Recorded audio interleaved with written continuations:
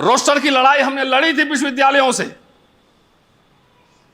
और supreme court के judgement को पार्लियामेंट से टर्न डाउन कराया था कि आपके बच्चे प्रोफेसर बनेंगे।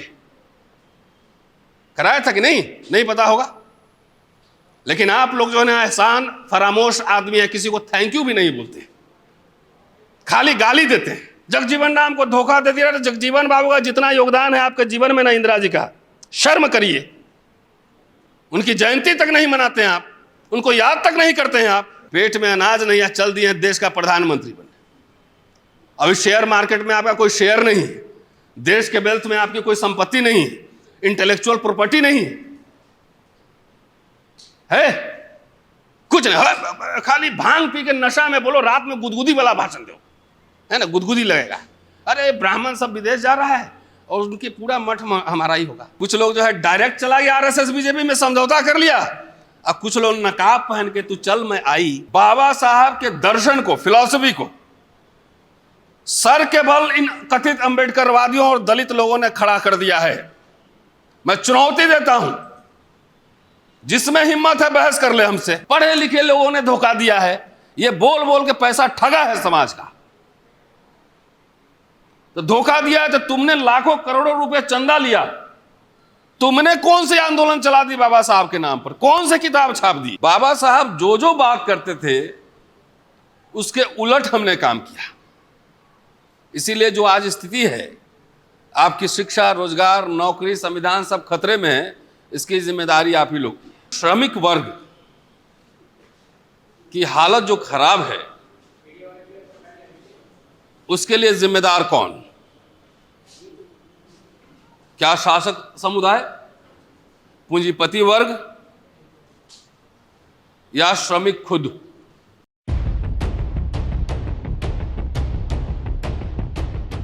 संविधान पर्व मना रहे हैं, इस अवसर पर मैं क्या बोलूं। पूरे देश भर में पिछले 2 सालों से संविधान बचाओ एक मुद्दा बना हुआ है। बाबा साहब अंबेडकर ने सितंबर 1943 में दिल्ली में ही श्रमिक वर्ग, अखिल भारतीय श्रमिक वर्ग का एक सम्मेलन था, 7 दिवसीय वर्कशॉप था, उसको जो है संबोधित किया था। लंबा भाषण है, आप देख लीजिएगा, आप मिल जाएगा। मेरी अगली किताब आ रही है, उसमें मैंने उस भाषण को डाला है। उसमें बहुत सारी बात है कि पार्लियामेंट्री डेमोक्रेसी फेल कैसे हो रहा है, तानाशाही कैसे आ रही, बहुत सारे मुद्दों पर चर्चा की है। लेकिन एक जो सबसे महत्वपूर्ण बात उन्होंने कही कि आखिर श्रमिक वर्ग की हालत जो खराब है,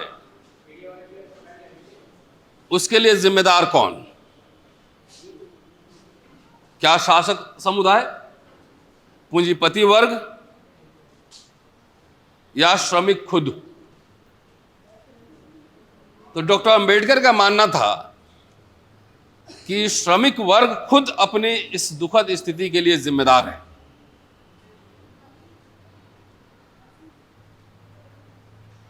सत्ता ज्ञान से आती है, और श्रमिक वर्ग के नेताओं को और श्रमिक वर्ग को चाहिए कि रूसो के social contract theory, Karl Marx का कम्युनिस्ट मैनिफेस्टो, ये किताबें पढ़ें। डॉक्टर अंबेडकर का सबसे जो, अगर माने कि आपका मिशन स्टेटमेंट क्या है,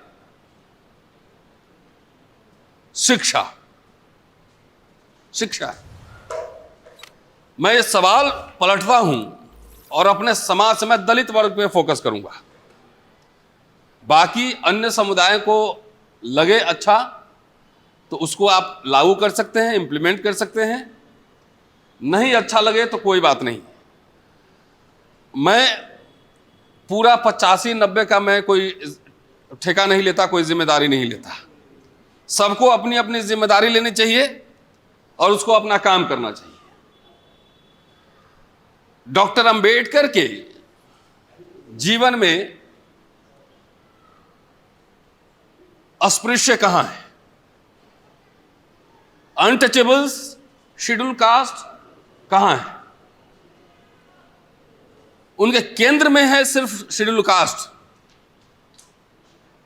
बाबा साहब का नाम होता है, संविधान पर मना रहे हैं, संविधान बचा रहे हैं, लेकिन बार बार जो मैं सवाल उठा रहा हूं, और अपने नहीं उठा रहा हूं, बाबा साहब के राइटिंग से ही उठा रहा हूं,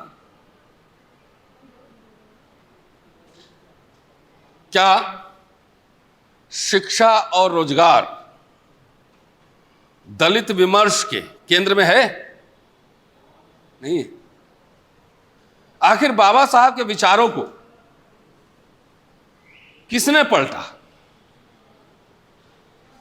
हमने पलटा। इसको, जिम्मेदारी को स्वीकार करिए। बाबा साहब जो जो बात करते थे उसके उलट हमने काम किया। इसीलिए जो आज स्थिति है, आपकी शिक्षा, रोजगार, नौकरी, संविधान सब खतरे में है, इसकी जिम्मेदारी आप ही लोग की है। बाबा साहब कभी अनरियलिस्टिक ड्रीम्स नहीं देखते थे, छोटे छोटे काम करते थे, मेमोरेंडम लिखते थे, डायलॉग करते थे, रूलिंग क्लास डायलॉग करते थे। 1942 का the grievances of schedule caste, अनुसूचित जाति की शिकायतें, मेमोरेंडम जाके पढ़िए। बाबा साहब के नाम पे सब संगठन चल रहे हैं, राजनीति हो रही, कोई बाबा साहब पे रिसर्च किताब नहीं छापा किसी ने। एक सीरियस एकेडमिक रिसर्च, लाखों करोड़ों रुपए चंदा जा रहे हैं, लाखों करोड़ों। एक सीरियस बोले हैं कि एक किताब छापना है, उसके लिए फंडिंग कीजिए, कोई पैसा नहीं देगा। देगा?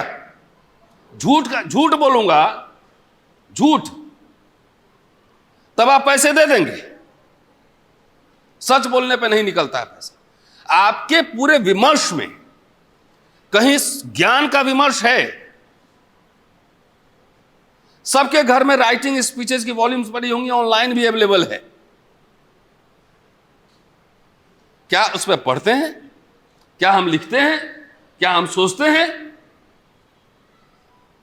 बाबा साहब के नाम पे दुकानदारी, राजनीतिक दुकानदारी भी चल रही है। बाबा साहब की सांस्कृतिक विरासत पर चर्चा की आपने? उसमें कुछ लिखा नहीं। पढ़े लिखे लोगों ने धोखा दिया है, ये बोल बोल के पैसा ठगा है समाज का।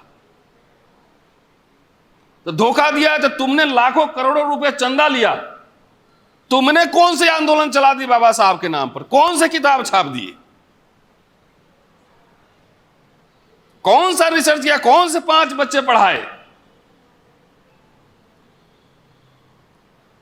बताइए, इसका जवाब सवाल पूछा जाएगा। अनरियलिस्टिक ड्रीम्स, ब्राह्मण को विदेश भेज देंगे, हम देश का हुक्मरान बन जाएंगे, बोलने आता है। 2-2 घंटा भाषण करा लो, अल बल सल आए बाएं शाएं भाषण होते रहेगा। तो अकाउंटेंट जनरल कौन बनेगा? सॉलिसिटर जनरल कौन बनेगा? चाइना पे बात करना है, डिप्लोमेटिक रिलेशन पे है आदमी। कोलिजियम पे आप लिखे इधर,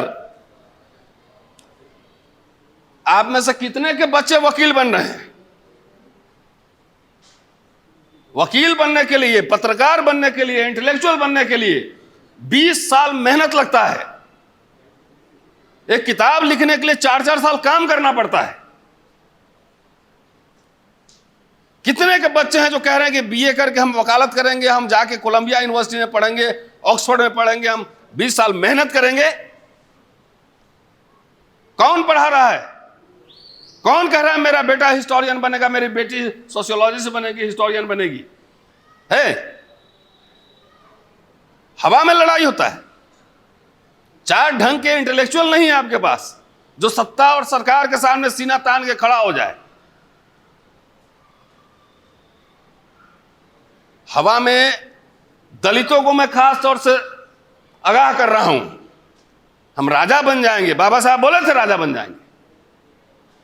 बाबा साहब के पूरे फिलॉसफी में कह रहे हैं, उसी ग्रीवांसेस ऑफ शेड्यूल कास्ट में, कि 1056 आईसीएस में से सिर्फ एक शेड्यूल कास्ट है। सीपीडब्ल्यूडी ठेकेदारी में एक शेड्यूल कास्ट है।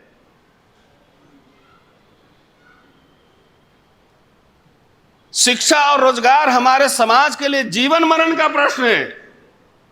आप लोग जो टाई कोट पहन के घूम रहे हैं, ये नेतागिरी से मिला है कि रोजगार से मिला है? पूरा दलित मिडिल क्लास का फॉर्मेशन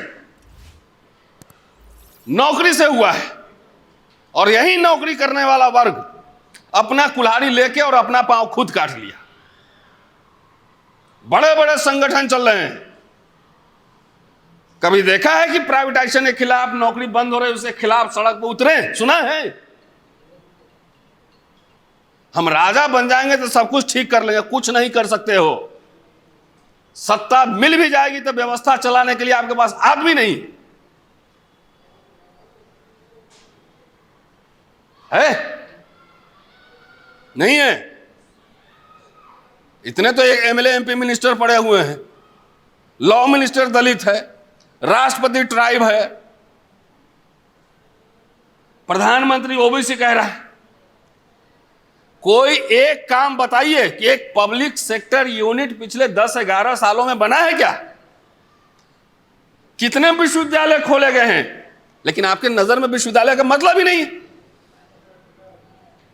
आपको लगता है झूठ बोल के एमएलए एमपी बन जाएगा वही आपका उद्धार करेगा? अरे बाबा साहब कर रहे हो, सीखो।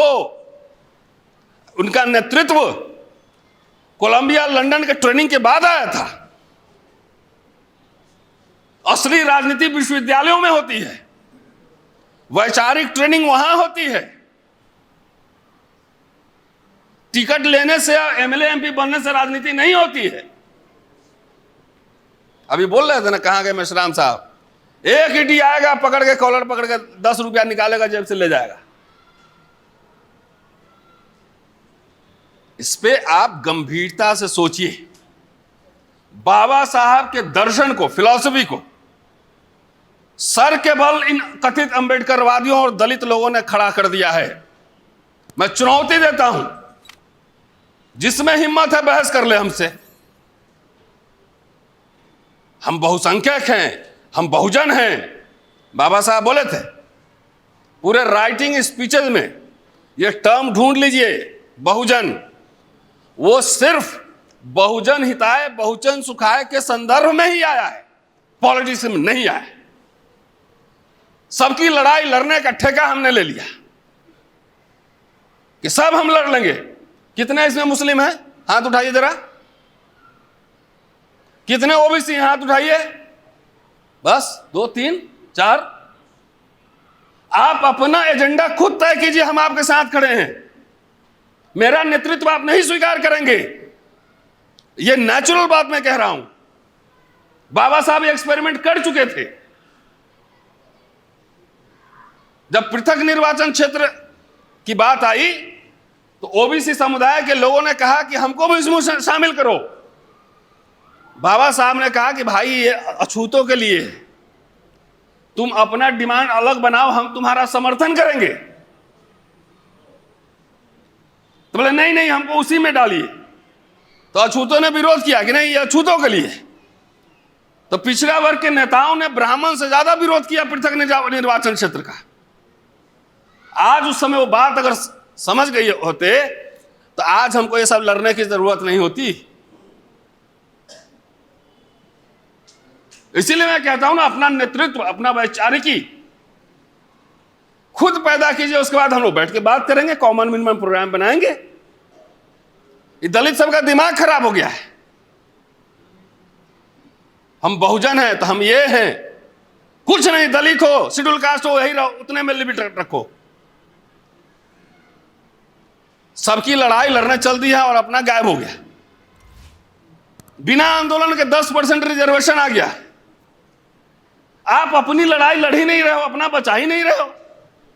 ये स्लोगन अच्छा लगता है, हम बहुजन हैं, धन धरती बट कर रहेगा, हम सत्ता ले लेंगे। कहां है? दिखाओ 85%। एक मुद्दा पे तो बाहर निकलो, शिक्षा के सवाल पे ही बाहर निकलो। नहीं निकलते। और मैं जब कहता हूं कि बाबा साहब के विचारों को उल्टा कर दिया है अंबेडकरवादियों ने, तो मैं दावे के साथ सही कहता हूं, मैं पॉइंट्स बना के चलता हूं। बाबा साहब की पूरी जिंदगी यह साबित करने में लग गई कि हम माइनॉरिटी हैं, हम अल्पसंख्यक हैं। एक दो जनरेशन नौकरी क्या कर लिए, चल दिए, दिमाग खराब हो गया। आरएसएस बीजेपी समझ गया है कि बाबू लोग 20 लाख जो तैयार हुआ है सरकारी बाबू लोग, इसका दिमाग ज्यादा खराब हो गया है, तो नौकरी खत्म कर दो, अपने आप चला जाएगा प्रकृति के गोद में, खेत में खटिया पे बैठेगा, मजदूरी करेगा, तो मोटापा उटापा जो निकला सब ठीक हो जाएगा। यही आधार बना रिजर्वेशन का कि we are minority in national life, that is why we need protection. हमारे हितों की रक्षा की जाए। 1942-44 तक शेड्यूल कास्ट को माइनॉरिटी स्टेटस नहीं मिला था।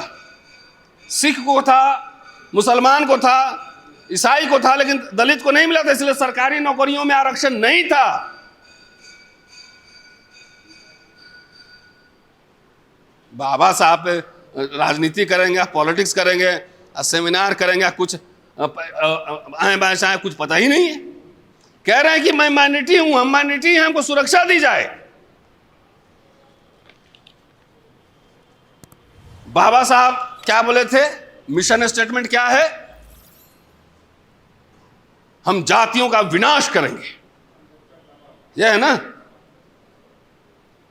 हमने क्या किया, जातियों को मजबूत किया। ये उल्टा काम हुआ कि नहीं। अब बाबा साहब का नाम लेके उल्टा काम हुआ। कह रहे हैं कि हम अल्पसंख्यक है, आप कह रहे हैं हम बहुसंख्यक है। तो कहां गया आरएसएस? इतना 40 साल तो जब मिशन मूवमेंट चला ही रहे हो, रोज करोड़ों करोड़ों रुपए चंदा भी लिए, ये पढ़े लिखे बाबू लोगों ने चंदा दिया, तो इतना मिशन मूवमेंट चला रहे थे, तो आरएसएस बीजेपी पावर में कैसे आ गए? इसमें चिंतन मनन करो। सूरजपाल जाटव के सभाओं में लाखों लोग जाते हैं। बाबा देखा होगा, स्टैम्पीड हुआ था। आपकी सभाओं में क्यों नहीं आ रहे हैं? कौन सा मिशन मूवमेंट चल रहा है कि मिशन मूवमेंट के नाम पे दुकानदारी चला रहा है? बाबा साहब और बोले थे,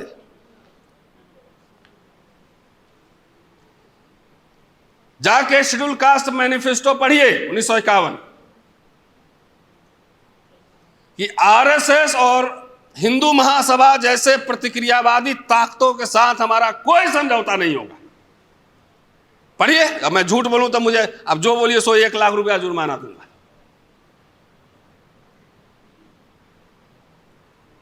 तो क्या कहें, तो कुछ लोग जो है डायरेक्ट चला गया आरएसएस बीजेपी में, समझौता कर लिया। अब कुछ लोग नकाब पहन के तू चल मैं आई, तू चल मैं आई। जितने पार्टी बन रहे हैं जात जात को, समझ लो सब बीजेपी से पैसा लेके बना रहा है। देश में 2 ही खेमा है, तीसरा खेमा का कोई गुंजाइश नहीं है। या तो सीधा बोलो कि हम आरएसएस बीजेपी में जा रहे हैं, नकाब उतारो, लेकिन एक सांपनाथ, एक नागनाथ है ना, कुछ अकल के नाम पे ढेला है इस दलित मिडिल क्लास को। तो सांपनाथ नागनाथ, तो सांपनाथ के काल में तो कपड़े पहनने को मिले, नौकरियां मिली, शिक्षा मिली, वजीफा मिला, फेलोशिप मिला, सब मिला, तब छीन कह रहा है। बोले बाबा साहब ने संविधान में कर दिया था। तो बाबा साहब को पढ़े हो कभी ठीक से? बाबा साहब अपने विचारों के साथ भी समय के हिसाब कॉम्प्रोमाइज करते थे। स्टेट एंड माइनॉरिटी में उन्होंने स्टेट सोशलिज्म की बात की थी। फिर जाके संविधान सभा में नीति निर्देशक सिद्धांत में समझौता कर लिया। यह था कि जहां होगा जरूरत हम स्टेट ओनरशिप रहेगा, प्राइवेट ओनरशिप भी रखेंगे। तो नेहरू जी, इंदिरा जी, बाकी लोग अगर उनके इसके विचार को नहीं मानते, विश्वविद्यालय नहीं खोलते, पब्लिक सेक्टर यूनिट नहीं खोलते, ओएनजीसी नहीं खुलता, सेल भेल गेल नहीं खुलता, बैंक का नेशनलाइजेशन नहीं होता, फ्री में शिक्षा नहीं मिलती। आप अपने दिल पे हाथ रख कर सोचो कि आपके पिताजी और उससे थोड़ा पहले आपके दादाजी क्या करते थे, जरा सोच लो।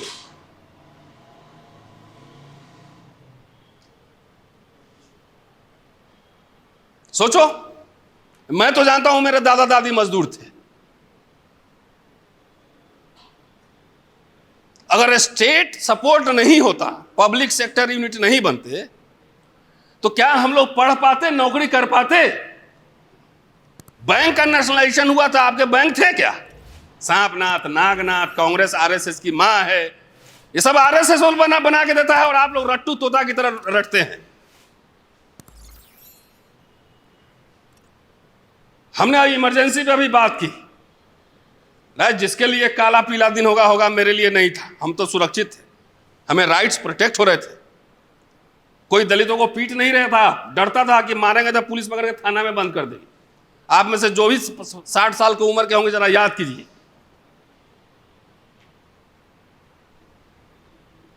तो बाबा साहब ने संविधान में दिया था, तो बाबा साहब ने थोड़ी कहा था कि Nehru ji public sector unit बनाइएगा। Indira ji public sector unit बनाई, नहीं बनाते तो क्या करते? संविधान तो अभी भी है ना? तो सब बेचा क्यों जा रहा है? बेचा क्यों जा रहा है? पैसा लोगे आरएसएस बीजेपी वालों से, उनके बनाए नारे, दलित समाज को गुमराह मत करो। आपकी पूरी ऊर्जा शिक्षा और रोजगार पे लगनी चाहिए। राजनीति का कीटाणु काट लिया है ना, जिसको देखो अरे हम तो सरकार बनाना है, अरे हुक्मरान बनना है। हुक्का राम बना देगा आरएसएस वाला, हुक्का पीना जाके खेत में। पब्लिक सेक्टर बिक गया ना, बहुत सारे कॉन्ट्रैक्चुअल नौकरी हो गया ना। रेलवे में जाके देखिए, जहां मर्जी है जाके देखिए, हो गया। इसमें कोई विमर्श है, कोई आंदोलन है? नहीं। हम तो बहुत ही खड़ा खोटा सुनाते हैं, और अपने लिए नहीं, आपका चाय भी नहीं पिए हम। मेरे आंख के सामने लुटता जा रहा है, आई गोलमोल नारा लगा रहा है सब।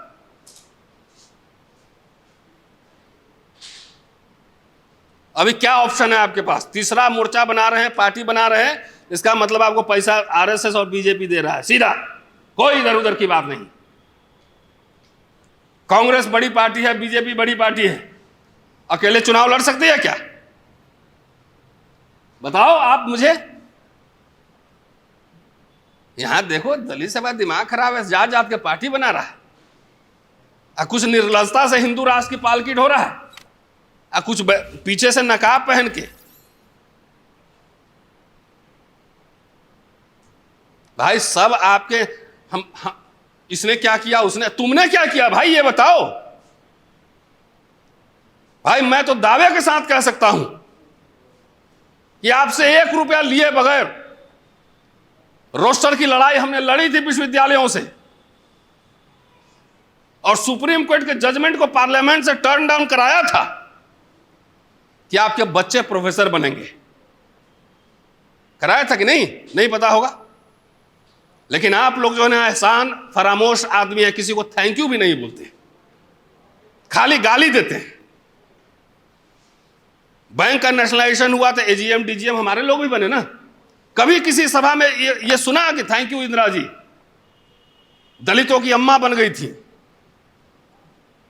सरकारी दामाद कहे जा रहे थे दलित, तो जिसको खटिया पे नहीं बैठने देता था वो सरकारी दामाद बन गया, वो इंदिरा दलितों की अम्मा बन गई। कभी शुक्रिया बोला आपने? अगर राजीव गांधी ने स्पेशल रिक्रूटमेंट ड्राइव चलाया, आपको याद होगा, तो सरकारी नौकरी में 88-89 कि SC ST के लिए स्पेशल रिक्रूटमेंट ड्राइव चला दिया, शुक्रिया बोला? नहीं, वो भी सांपनाथ है, वो भी नागनाथ है। तो अजगर के मुंह में जाके घुस गए, अब नहीं निकल पाओगे, बचेगा कुछ भी नहीं। किसी को थैंक यू नहीं बोलते हैं, किसी को शुक्रिया नहीं बोलते हैं। जब बुद्ध जयंती पे जवाहरलाल नेहरू ने छुट्टी की घोषणा की, बाबा साहब ने बोला शुक्रिया पंडित जी, शुक्रिया नेहरू जी, थैंक यू।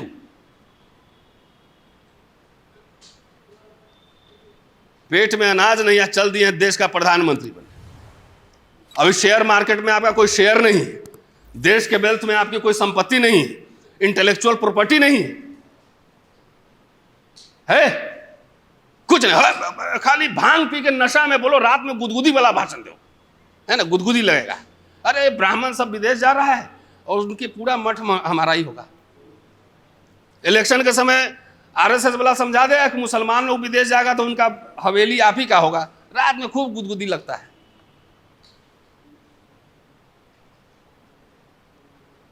इतने तो वायलेंस हो रहे हैं, इतना तो अत्याचार हो रहा है, गांव छोड़ के लोग भाग रहे हैं, लड़ता काहे नहीं है?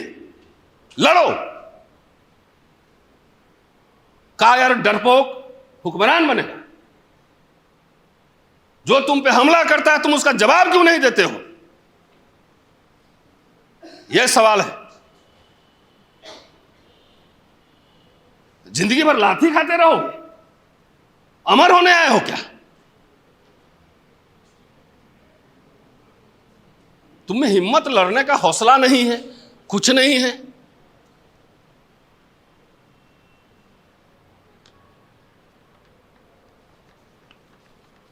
बड़ा अच्छा अच्छा नारा सब मैं खाली पढ़ता हूं, याद करता हूं।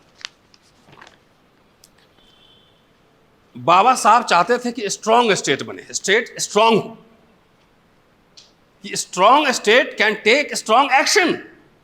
जैसे इंदिरा गांधी थी, अपने टर्म्स पे बोला नेशनलाइज करो इसको, लैंड सीलिंग लगाओ, दलितों को पट्टे पे जमीन दो, दुकान दो, नौकरी दो, है ना। आप लोग तो याद होगा, आप लोग तो उस समय पढ़ते होंगे, मैं तो बच्चा था। लेकिन स्टेट का दूसरा रूप भी हो सकता है। जैसे अभी मोदी जी की सरकार है, स्ट्रांग स्टेट है 10 साल से, तो आपकी कुटाई हो रही है तबीयत से, और आप उन्हीं के नारों पे जो है उछल रहे हैं, उन्हीं के नारों पे उछल रहे हैं। बाबा साहब उत्तराधिकार बनाए थे, बताइए, उत्तराधिकारी बनाए थे किसी को? नहीं, हम लोग उत्तराधिकार दे रहे हैं, दे रहे हैं। बाबा साहब मांगने वाला थे, मांगते थे ना, याचक थे, याचक, कि mister viceroy just do something for our community, मांगते थे ना। और आपका दिमाग खराब होगा, मैं देने वाला बनूंगा। क्या दोगे भाई? दिमाग खराब हो गया। हम मांगने वाला नहीं, देने वाला बनेंगे। क्या दोगे? उद्योग तुम्हारे पास नहीं, विद्या तुम्हारे पास नहीं, खेत तुम्हारे पास नहीं, क्या दोगे? सारे ब्यूरोक्रेसी उनके कंट्रोल में है, क्या देंगे? तो खाली गुदगुदी वाला भाषण है। हाँ, अरे हम देंगे, यही सब हो रहा है ना। तो जो नशा चला उसको हम डिटॉक्स कर रहे हैं, उस इंजेक्शन लगा के निकाल रहे हैं। पहले मैं भोपाल में था, दिग्विजय सिंह मुख्यमंत्री थे उस समय। आप मिश्राम साहब याद होगा, 2002 में दलित घोषणा पत्र जारी हुआ था, याद है आपको? मैं उस मीटिंग में था। बोला भाई, अमर सिंह प्रिंसिपल सेक्रेटरी थे उस समय, बोला सरकारी जितनी खरीदारी होगी उसमें 30% रिजर्वेशन लागू करो। साइन हो गया, लागू हो गया। आपका दिमाग खराब था कि अरे दिग्विजय सिंह हमको बनिया बना रहा है, हमको तो हुक्मरान बनना है। उमा भारती आई, खत्म कर दी उसको। अरे जो भी 1 लाख 2 लाख 5 लाख का ठेका मिलता तो उसमें 20% बचता, तो 5 लाख में 1 लाख तो आपके जेब में आते ना। तो नहीं, हुक्मरान बनना है तो कटोरा हाथ में ले लो, हुक्मरान बनते रहो। अरे हुक्मरान होता है मिडिल क्लास, गवर्निंग कम्युनिटी, नेता नहीं। एक व्यक्ति को नौकरी मिलती है तो 25 साल नौकरी करता है, उस बच्चों को पढ़ाता है, अपने रिश्तेदारों को मदद करता है, झूठ बोलने वाले को चंदा भी देता है। नहीं, हम बोले किताब लिखना है, जरा फंडिंग इंतजाम कीजिए, तो दीजिएगा पैसा? नहीं दीजिएगा। झूठ बोलेंगे कि अरे हुक्मरान बनाना है, अभी टिकट देना है, तो थाली भर झोला भर पैसा लेके आ जाओगे। तो जो आप लोग का दिमाग 40 साल में खराब हुआ है ना, वो पहले दिमाग मुझे ठीक करना है, दिमाग ठीक करना है। शिक्षा कितना महंगा हो गया आपको पता, अंदाजा है? हम लोग अपने बच्चों का इंतजाम कर लिए तो समझ रहे हैं कि दलित सबका इंतजाम हो गया। 27,000 स्कूल बंद हो रहे हैं। जवाहर नवोदय विद्यालय में फ्री में एजुकेशन मिलता था, उसमें फीस लग रहा है। बाबा साहब ये सब छोटे छोटे काम करते थे ना, आपके जैसा उनका दिमाग खराब नहीं था, छोटे छोटे काम करते थे। वो जाके चंदा लेते थे बहिष्कृत हितकारिणी सभा के लिए, नवाबों से चंदा लिया गोलमेज सम्मेलन में कि हमें हॉस्टल खोलने हैं। सोलापुर में और 2 जगह हॉस्टल खोला था उन्होंने कि बच्चों के लिए हॉस्टल खोलना है। कर्जा लिया, कॉलेज खोलना है, 6 लाख रुपए सरकार से इंटरेस्ट फ्री। हैदराबाद के निजाम से 12 लाख इंटरेस्ट फ्री कर्ज लिया। जमीन मांगा 54 एकड़, मिलिंद कॉलेज खुला हुआ है, जाके देख लीजिए। प्रिंटिंग प्रेस खोलते थे, अखबार निकालते थे, छोटे छोटे काम करते थे। और उस छोटे काम का नतीजा है कि भारतीय गणराज्य में महज 25-30 साल में 20 लाख सरकारी कर्मचारियों की फौज बन गई। और उसी कर्मचारियों का दिमाग खराब हो गया।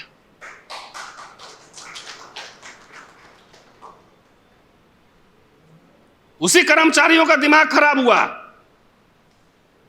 हम राजनीतिक शक्ति देंगे, हम देने वाला बनेंगे। हमारे इधर एक कहावत है, बाप बेचारा अंधेरा में मर गया, बेटा का नाम है पावर हाउस। है? देने वाला बनेंगे। तो आरएसएस बीजेपी वाला समझ गया कि सरकारी स्कूल में ही पढ़ के जैसा फुदक रहा है। सब सरकारी स्कूल में पढ़े हुए, हम भी पढ़े हुए, कि सरकारी स्कूल में पढ़ के सब नौकरी ले लिया है, नौकरी ले लिया है और ये सब चंदा भी दे रहा है, आंख भी दिखा रहा है। तो बोला एक काम करो बेटा, पहले सरकारी सिस्टम खत्म करो। अभी आंकड़ा आया है, दिग्विजय जी चेयरमैन है उसके, प्राइवेट स्कूल में ओबीसी 11% है मात्र, एससी 0.89% है, एसटी 0.57% है, इसी 1% से नीचे है दोनों। ये विमर्श में है, दलित विमर्श में कहीं नहीं है। बाबा साहब कल्चरल मूवमेंट भी चलाते थे ना, उन्होंने धर्मांतरण किया। 56 में, 35 में घोषणा की, 56 में किया। तो जो राजनीति कर रहे हैं क्या वो वाला एस्पेक्ट लिए हैं? उसमें कोई आर्टिकल किताब छपी है? नहीं। बाबा साहब का बिगड़ा चेला ही किताब निकाला है। आपको किताब नहीं खरीदेंगे, मुझे पता है, तो पंडित ये लोग ज्यादा खरीदेंगे, आप नहीं खरीदेंगे। तो सांस्कृतिक विरासत क्यों नहीं लिया आपने? हमसे कई लोग पूछता है कि अरे अंबेडकर राइट नहीं है, हम नहीं है, जाओ, तुमसे सर्टिफिकेट लेने की जरूरत है क्या? जरूरत है क्या? अंबेडकर राइट तुम हो तो कितना अंबेडकर पढ़े हो पहले ये बताओ। एक मार्क्सिस्ट कहता है कि मैं मार्क्सिस्ट हूं, तो कम से कम कम्युनिस्ट मैनिफेस्टो पढ़ा होगा, लेनिन पढ़ा होगा, स्टेट एंड रेवोल्यूशन पढ़ा होगा। ये अंबेडकरवादी लोग कितना अंबेडकर पढ़ता है जरा ये बताओ मुझे। खाली ब्लू पट्टा पहनने से अंबेडकरवादी होता है? जो राजनीतिक विरासत लिए हुए हैं वो तो 22% अठावले साहब लिए हुए हैं, तो वो भी हिंदू राष्ट्र की पालकी ढो रहे हैं। वो तो नकाब नहीं लगाए, बोले कि हम उसी में हैं। तो 22 प्रतिज्ञा हमसे पूछ रहे हो तो अपने नेता से पूछो ना कितना लोग लिया है 22 प्रतिज्ञा, पूछो, उससे नहीं पूछेंगे ना। तो बाबा साहब को हमको फिर सीधा खड़ा करना है। आप लोगों ने उलट दिया है, जो जो बात कर रहे थे उसकी उल्टा काम कर रहे हैं। बाबा साहब ये मत दिखाइए ना, तो इंदिरा गांधी ही मनुवादी थी। ये लीजिए, ये लेके आए हैं 1972 में land ceiling act Indira Gandhi लाई थी। सारे चीफ मिनिस्टर को लिखा था कि हमारे सरकार को बदनाम करने के लिए हरिजन से बहुत अटैक किए जा रहे हैं, आप एक सेल बनाइए, स्ट्रिक्ट मॉनिटरिंग कीजिए, इनको सरकारी नौकरी में भरिए, पूरा आरक्षण पूरा कीजिए। और राहुल जी को मैंने वो चिट्ठी दिया था, आपने अगर वीडियो देखा होगा। नहीं, इसके लिए शुक्रिया नहीं बोलेंगे, नहीं। पट्टे पे यहाँ दुकानें खुल रही थी, हम तो ये कह रहे हैं, हम तो अभी मिलेंगे राहुल जी से, कहेंगे कि कुछ नहीं, इंदिरा जी ने जो किया था वही वापस ले आओ, हो गया काम खत्म। हम नहीं सरकार बना सकते हैं भाई, दलित सरकार नहीं बना सकता है। दलित का नेतृत्व ने पिछड़ा नहीं स्वीकार करेगा, कोई स्वीकार नहीं करेगा। यह तथ्य है, इसको स्वीकार करिए। जो एस्टैब्लिश फोर्सेस है उसमें से सेकुलर डेमोक्रेटिक फोर्सेस के साथ हमें रहना है, उनको मजबूत करना है और अपने डिमांड्स रखने हैं। प्रधानमंत्री नहीं बनाया, ये नहीं बनाया है, तो बन लो ना अपने से, काहे नहीं बनते हो? कुछ इतिहास पता है? जगजीवन राम को धोखा दे दिया। जगजीवन बाबू का जितना योगदान है आपके जीवन में ना, इंदिरा जी का, शर्म करिए। उनकी जयंती तक नहीं मनाते हैं आप, उनको याद तक नहीं करते हैं आप। पकड़ पकड़ के नौकरी मिल रहा था, पकड़ पकड़ के। नहीं पढ़ा, चलो माली लगो परमानेंट। तो जगजीवन राम भी चमचा हो गए, इंदिरा गांधी मनुवादी हो गई, तो आपका हो गया दिमाग खराब। अब आपको कोई नहीं बचा सकता है, कोई नहीं बचा सकता है।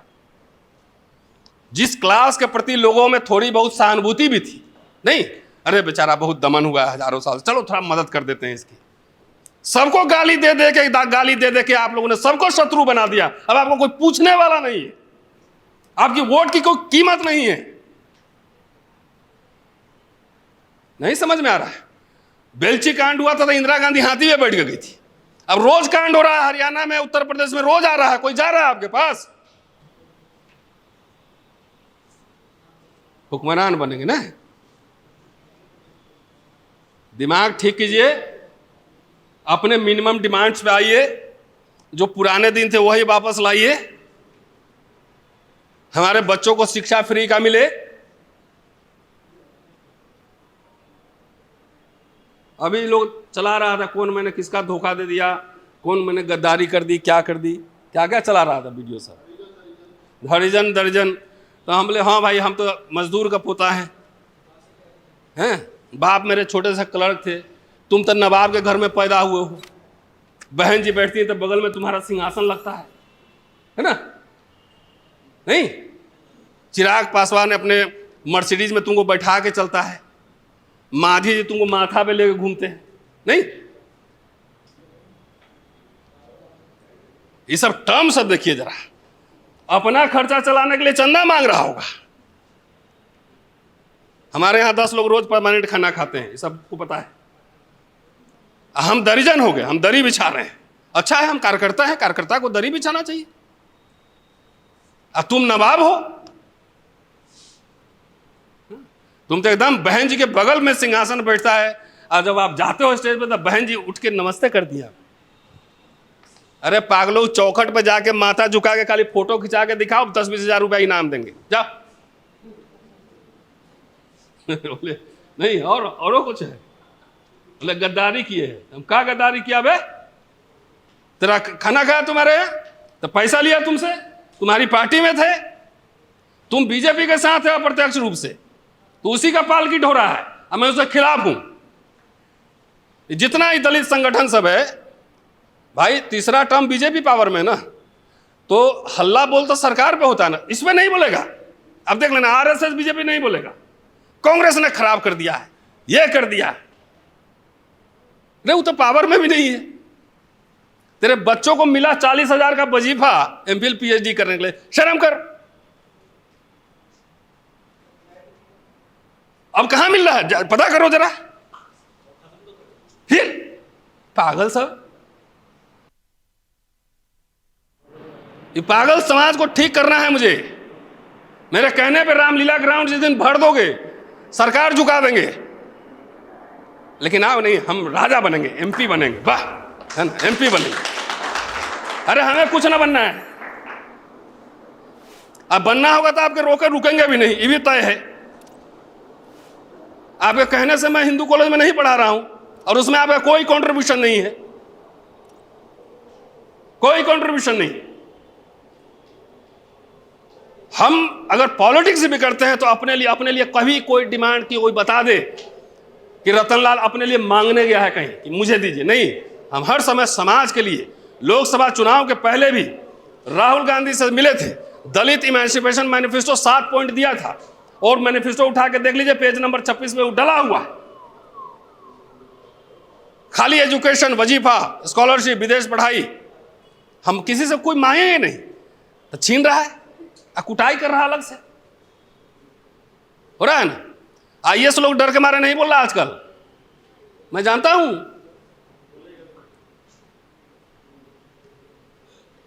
खराब लगा होगा ना मेरी बात, तो खराब लगने के लिए ही बोले हैं। मीठी टिकिया नहीं देते, मीठी मीठी गुदगुदी वाला भाषण नहीं करते हम, सॉरी।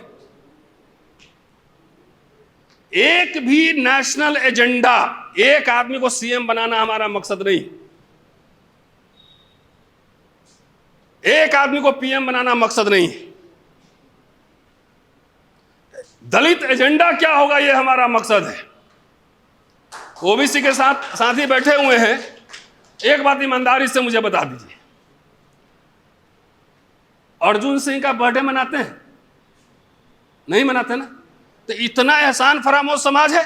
वो व्यक्ति अपने पॉलिटिकल करियर दांव पे लगाकर एजुकेशनल इंस्टीट्यूशन में आपको रिजर्वेशन दिया, शुक्रिया बोला आपने, शुक्रिया, थैंक यू अर्जुन जी। मैं मिलता था उनसे, मैं और सूरज यादव, जब एचआरडी मिनिस्टर थे यूपीए 1 में।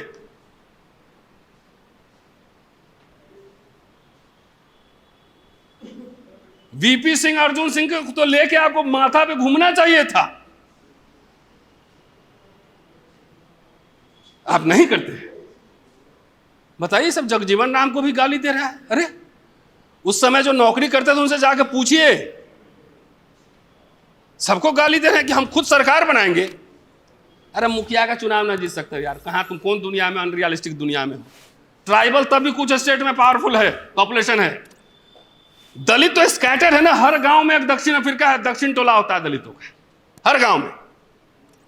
कोई ऐसा लोकसभा कॉन्स्टिट्यूंसी, कोई विधानसभा कॉन्स्टिट्यूंसी ऐसा बताओ जिसमें सिर्फ दलित अपने वोट से एमएलए और एमपी जितवा ले, बताइए मुझे।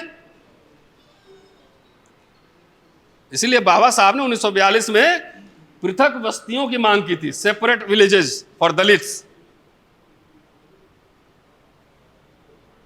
बाबा साहब ने कहा था हमें गवर्निंग कम्युनिटी बनाना है,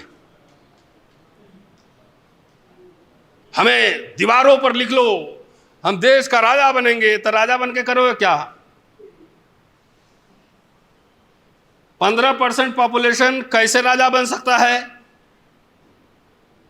इतना डाइवर्सिटी है देश में, दलितों के कई कई तरह की पार्टियां हैं। दीवारों पे, तो दीवार पे दिख के रोज सपना दे के सो जाना, हम देने वाला बनेंगे। क्या दोगे भैया? कुछ नहीं। व्यापार नहीं, विद्या नहीं, शस्त्र नहीं, शास्त्र नहीं, क्या है देने के लिए? चलिए, बहुत बहुत शुक्रिया।